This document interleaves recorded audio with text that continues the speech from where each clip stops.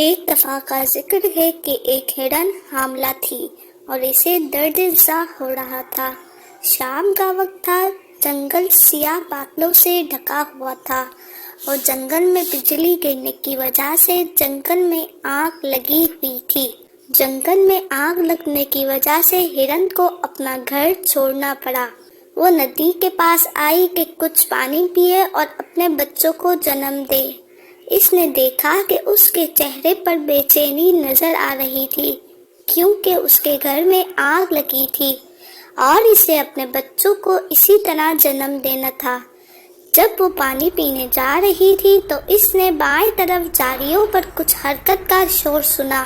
اس نے اپنی بائیں طرف دیکھا کہ جھاڑیوں کے پیچھے ایک شکاری اس پر تیر لے کر کھڑا تھا۔ ہرن پہلے ہی بہت گھبرا گئی تھی اور جب اس نے شکاری کو دیکھا تو اب اور زیادہ خوفزدہ ہو گئی۔ ہرن نے دماغ میں سوچا کہ دائیں جانب سے بھاگ جائے۔ اس نے دیکھا کہ ایک زبردست شیر اس کے دائیں جانب جھاڑیوں میں چھپا ہوا ہے اور وہ اس پر حملہ کرنے کے لیے تیار ہے۔ ہرن نے چاروں طرف نگاہ کی۔ ایک طرف شکاری تھا، دوسری طرف شیر، تیسری طرف جنگل کی آگ اور چوتھی طرف گہرا دریا۔ وہ دریا کو پار بھی نہیں کر سکتی تھی کیونکہ دریا بہت گہرا اور مگرمچھ سے بھرا ہوا تھا۔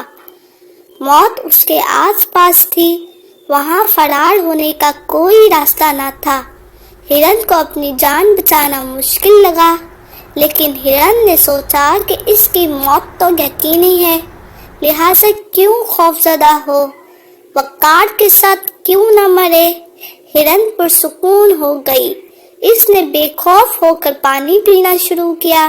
اس کو پانی پیتا دیکھ کر شکاری نے اپنے تیر سے اس پر نشانہ کسا اور جب وہ اپنے تیر کو چھوڑنے والا تھا تو آسمان میں بجلی کی ایک مضبوط آواز آئی۔ مضبوط بجلی کی آواز سے شکاری کا ہاتھ کانپ اٹھا اور اس کا نشانہ چک گیا۔ اس کا تیر شیر کو لگا، شیر زخمی ہو گیا۔ اس کی نظر جب شکاری پر پڑی تو اس نے شکاری پر حملہ کر دیا۔ زندگی بچانے کی خاطر شکاری نے بھاگنا شروع کر دیا اور شیر نے اس کی پیروی شروع کر دی۔ بجلی کی گرج کے ساتھ تیز بارش شروع ہو گئی اور جنگل کی آگ بجھ گئی۔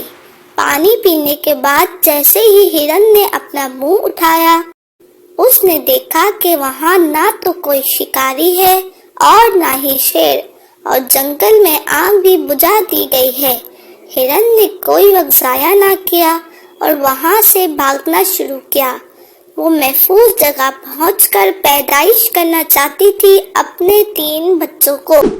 اگر ہم اپنی زندگیوں کو دیکھیں تو ہمیں یہ معلوم ہوگا کہ ہماری زندگیوں میں ایسے وقت بھی آتے ہیں جب ہمیں ہر طرف سے مشکلات کا سامنا کرنا پڑتا ہے اور ہمیں کوئی راستہ دکھائی نہیں دیتا، لیکن کسی کو بھی اس وقت ہمت نہیں ہارنی چاہیے، کیونکہ آپ کی زندگی میں کتنا ہی بڑا مسئلہ آ جائے، مثبت سوچیں، کیونکہ مثبت سوچیں آپ کو امید دلائیں گی اور اگر امید ہوئی تو سب کچھ ممکن ہو جائے گا۔